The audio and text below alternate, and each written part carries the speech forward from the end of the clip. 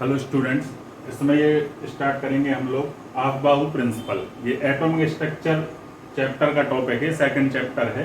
तो हालांकि इसको स्ट्रक्चर ऑफ एटम भी बोलते हैं इस चैप्टर को। ठीक है, तो अफबाऊ प्रिंसिपल इसमें हम लोग पढ़ेंगे। तो अफबाऊ बेसिकली जर्मन वर्ड है। इसका मीनिंग होता है बिल्डिंग अप, बनाना किसी चीज को। ठीक है, तो इन्होंने एक ये सीक्वेंस दिया कि ये किसी एटम में इलेक्ट्रॉन किस सीक्वेंस में जाएंगे। ठीक है, अलग अलग नंबर ऑफ इलेक्ट्रॉन होते हैं अलग अलग एटम में, तो वो किस सीक्वेंस में जाएंगे। ठीक है, ये इन्होंने प्रिंसिपल दिया, सीक्वेंस बताया।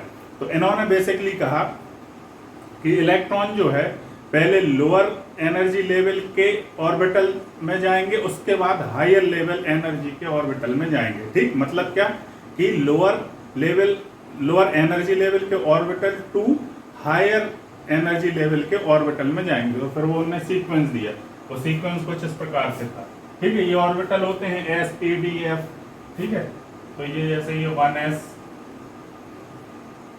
2s 3s 4s 5s 5s और ये 6s। ठीक, ये अलग अलग ऑर्बिटल हैं अलग अलग एनर्जी लेवल के। ठीक है, तो ये 2p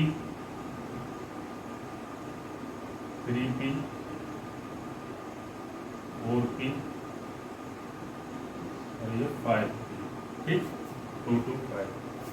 तो ये d यहाँ से शुरू होगा 3d 4d और ये 5d और फिर ये 4f। ठीक, ये ऑर्बिटल है अलग अलग एनर्जी लेवल के। ठीक है, तो ये इस प्रकार से इसमें ये ऐसा इस प्रकार से ये ऐसा डायग्राम आप लोगों ने देखा होगा अपनी बुक वगैरह में। ठीक, तो ये देखो इस प्रकार से इसमें जाएंगे। अब इसमें देखो इस डायग्राम का क्या मतलब है। इसका मतलब ये है कि ये 1s में पहले इलेक्ट्रॉन जाएगा, उसके बाद ये 2s में जाएगा। ठीक, ये यहाँ से देखो ये ऐसा ये 2s में जाएगा, फिर उसके बाद फिर ये ऐसा आके ये 2p में जाएगा, फिर 3s में जाएगा, उसके बाद फिर ये यहाँ आके ये 3p में जाएगा, फिर 4s में जाएगा, फिर 3d में जाएगा, फिर 4p में जाएगा, फिर 5s में जाएगा और 5s के बाद फिर यहाँ पे 4d में जाएगा, फिर 5p पे जाएगा, फिर 6s पे जाएगा। ठीक है, और फिर ये यहाँ पे जाके 4f में जाएगा, 5d में जाएगा। ठीक, आगे समझ में किस प्रकार से कि पहले ऐसा 1s में, उसके बाद ये 2s में, उसके बाद फिर ये 2p में। ठीक, स्टार्टिंग पॉइंट ये यहाँ से होगा। ठीक है, मतलब ये यहाँ खत्म होके फिर यहाँ से स्टार्ट होगा। ठीक, फिर यहाँ खत्म होके फिर यहाँ से स्टार्ट होगा। ठीक, मतलब कैसा ये इस प्रकार से ये ऐसा जाएगा। ठीक है, इस प्रकार से इसीलिए ये बनता है। ठीक, कि फिर यहाँ गया, फिर यहाँ से यहाँ गया, फिर यहाँ से ये यहाँ आके फिर यहाँ गया, फिर यहाँ से ये आके ये फिर ऐसा गया। ठीक, इस प्रकार से बनेगा। ठीक, तो ये ऑर्डर कैसा बन जाएगा इसमें डायग्राम में देख के देखो। 1s के बाद 2s के बाद ये 2p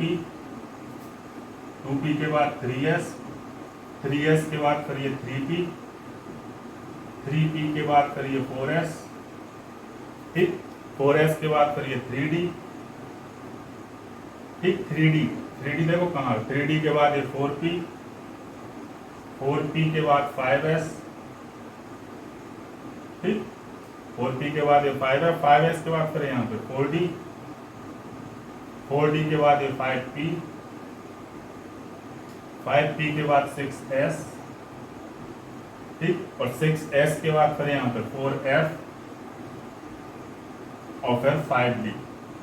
ठीक, इस प्रकार से इलेक्ट्रॉन, ठीक इस प्रकार से हमने ये सीक्वेंस दे दिया कि ये इस प्रकार से इलेक्ट्रॉन भरे जाएंगे। ठीक, और ये हम लोग जानते हैं कि जैसे जितने भी एटॉमिक नंबर होता है, ठीक है, जैसे मान लो सोडियम, आप लोगों ने लास्ट प्रीवियस क्लासेस वगैरह में पढ़ा होगा। ठीक, सोडियम का सिंबल होता है Na, इसका एटॉमिक नंबर होता है 11। ठीक, तो एटॉमिक नंबर का मतलब ये है कि इसमें 11 नंबर ऑफ इलेक्ट्रॉन है। ठीक है, इस एलिमेंट में। ठीक, तो सोडियम में कितने 11 इलेक्ट्रॉन है। तो 11 इलेक्ट्रॉन कैसे जाएंगे इस सीक्वेंस के आधार पे। ठीक, एक चीज और होती है इसमें याद रखने वाली बात यह है कि S में जो है वो मैक्सिमम 2 इलेक्ट्रॉन जाएंगे। ठीक है, P में मैक्सिमम 6 इलेक्ट्रॉन जाएंगे, D में मैक्सिमम 10 इलेक्ट्रॉन जाएंगे और F में मैक्सिमम 10। 14 एफ में मैक्सिमम 14 इलेक्ट्रॉन जाएंगे। ठीक है, तो इस सीक्वेंस में और उनको भरना है। ठीक है, तो ये देखो पहले क्या आएगा 1s, पहले कौन सा ऑर्बिटल मिलेगा 1s, तो 1s में है ना, s में मैक्सिमम कितने 2 इलेक्ट्रॉन जाएंगे। ठीक है, तो 1s2 उसको ऐसा लिखेंगे। फिर आएगा उसके बाद क्या, कौन सा ऑर्बिटल 2s।